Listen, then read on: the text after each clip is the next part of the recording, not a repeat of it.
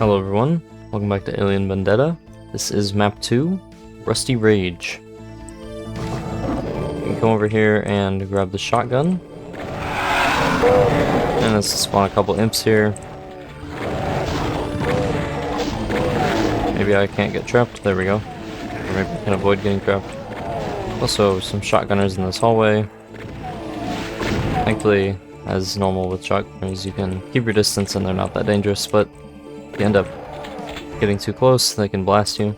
So, when you run down this way, these guys will come out, but there's a barrel placed very nicely to blow them up. And then we can come down here to the main part of the level. Blow some more hit scanners up. This level does quite like hit scanners. Try to pick them off, since you can't avoid their attacks, of course.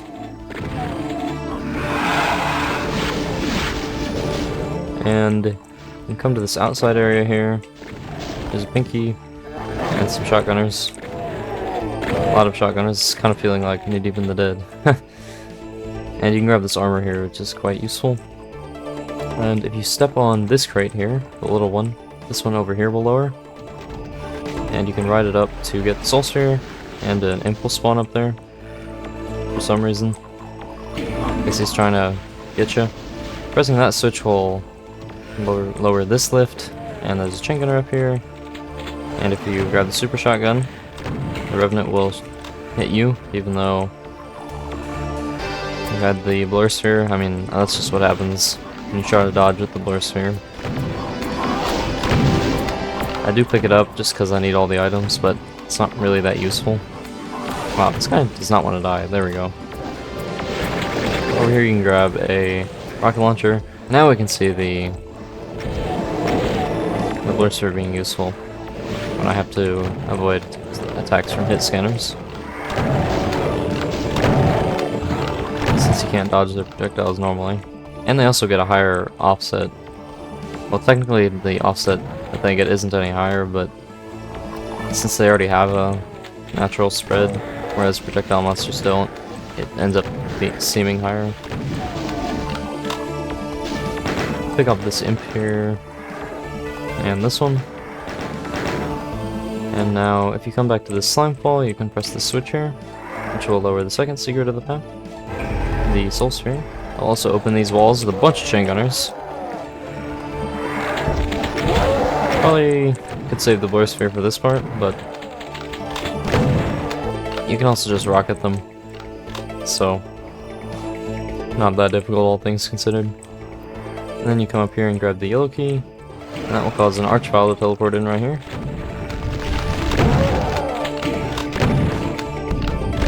But he's not that big of a deal with the super shotgun, and you can use rockets. So with the yellow key, you can come out here, and there are even more shotgunners. Okay, well, should open the door a little sooner. And oh yeah, I don't have any shells, right? There we go. Now I've got some shells. And there's a chainsaw here. I'll grab it, why not? I probably won't use it, but actually, I'll use it on this guy. Why not? And you know what, I'll even do something a little exciting. You grab the red key at the revenant will teleport in. I'll even chainsaw the revenant. Ow, he hit me twice. And that's why the chainsaw is bad. If a monster does not have a high enough pain chance, you will just get hit anyways. Especially by a melee monster. And with the red key, you can come over to the exit here, but when you try to go to the exit, oh no, it's a trap. But it's just 4 imps, so they didn't really try very hard. And yeah, this is the exit. So that was Rusty Rage by Anders Johnson.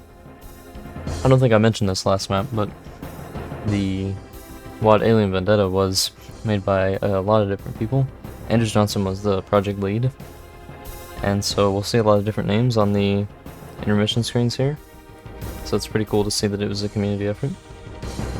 I want to say that Johnson made the most maps in the WAD, but I'm not entirely sure whether that is accurate or not. But we'll see. yeah, another short and pretty punchy map. It does have a pretty high amount of hit scan, but I mean, I think for an early level, that's fine. The train gunners, when you get the soul sphere, might be a little bit too much, but I mean, you can just blow them up or shoot them with the super shotgun, so yeah, not that big of a deal. The Archvile can be a surprise if he ends up like reviving the Mancubus or something, but overall, yeah, not much to this one. Just map 2 after all. Another great MIDI though. I probably won't end up saying it in all the videos, but all the MIDIs in this pack are really, really good, so I think it's some of the best, one of the best, like, musical compositions by the Doom community. It's very, very good. Definitely adds a lot to the atmosphere of these maps compared to, I think this uses I Saw the Demons from Doom 1, so definitely feels a lot more unique this way. And this intermission MIDI is also really good. So yeah, I think that's all for this one, and I'll see you guys in the next one. Bye bye.